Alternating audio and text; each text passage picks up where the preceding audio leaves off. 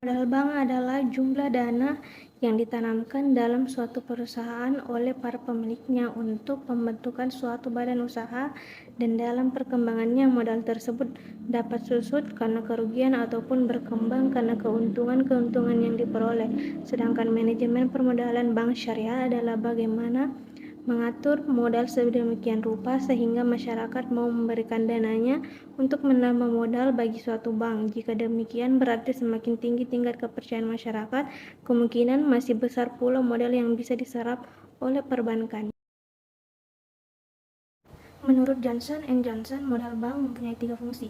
Lebih lanjut, mereka menjelaskan sebagai berikut. Yang pertama, sebagai penyangga untuk menyerap kerugian operasional dan kerugian lainnya.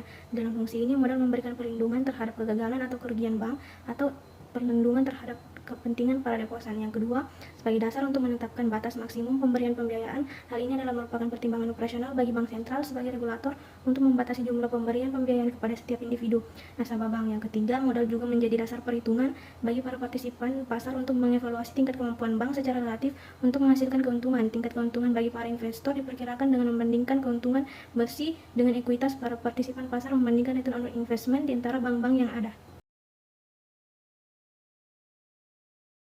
Sebagaimana sumber utama modal bank syariah adalah modal inti atau core capital dan ekuasi ekuitas. Modal inti adalah modal yang berasal dari para pemilik bank yang terdiri dari modal yang disetor oleh para pemegang saham, cadangan, dan laba ditahan. Sedangkan kuasi ekuitas adalah dana-dana yang tercatat dalam rekening-rekening bagi hasil atau mudharabah.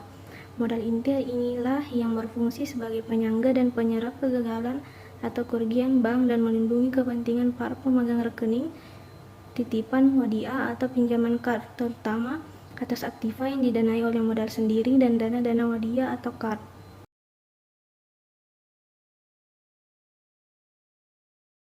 Kecukupan modal sangat bergantung dari portofolio asetnya, sehingga semakin besar penempatan dana pada aset berisiko tinggi, maka semakin rendah rasio kecukupan modal, yaitu dengan asumsi bahwa tidak ada tambahan modal yang proporsional. Sebaliknya, penempatan dana pada aset berisiko rendah maka dapat menaikkan tingkat kecukupan modal. Tingkat kecukupan modal bank dinyatakan dengan suatu rasio tertentu yang disebut rasio kecukupan modal atau Capital Adequacy Ratio atau CAR.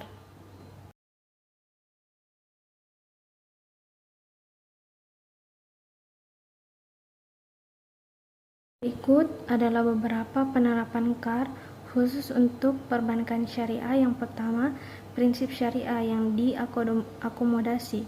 Bank-bank syariah beroperasi berdasarkan prinsip-prinsip syariah yang melarang riba atau bunga dan aktivitas haram lainnya. Oleh karena itu, modal yang digunakan harus bebas dari sumber-sumber pendapatan haram. Yang kedua, struktur modal. Modal bagi bank syariah harus sesuai dengan prinsip syariah. Ini berarti tidak ada instrumen utang yang membayar bunga tetap.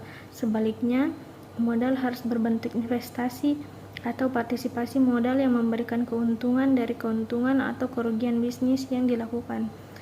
Yang ketiga, jenis modal. Modal dalam perbankan syariah dapat berasal dari berbagai sumber, termasuk yang pertama, modal inti atau core capital, termasuk modal saham biasa, keuntungan ditahan, dan instrumen keuangan partisipatif.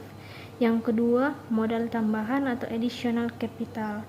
Ini dapat berasal dari instrumen keuangan subordinasi atau instrumen modal tier 2. Yang keempat, kepatuhan terhadap standar syariah atau CAR harus mempertimbangkan kepatuhan terhadap prinsip-prinsip syariah, artinya komponen modal harus mematuhi persyaratan syariah dan tidak boleh melanggar prinsip-prinsip tersebut.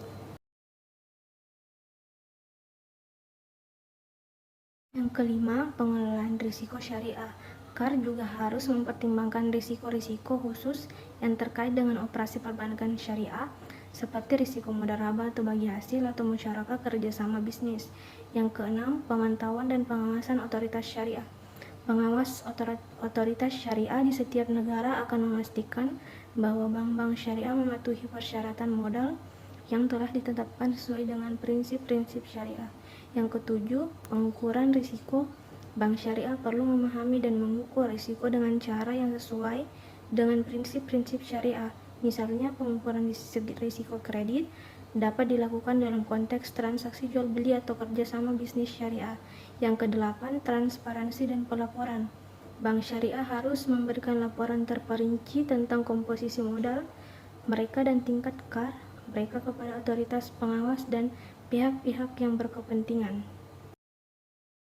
Aktiva produktif atau KAP adalah istilah yang digunakan dalam sektor perbankan untuk mengukur sejauh mana aset produktif dari bank seperti pinjaman kepada nasabah dan investasi produktif mengalami risiko kredit atau risiko tidak dapat bayar.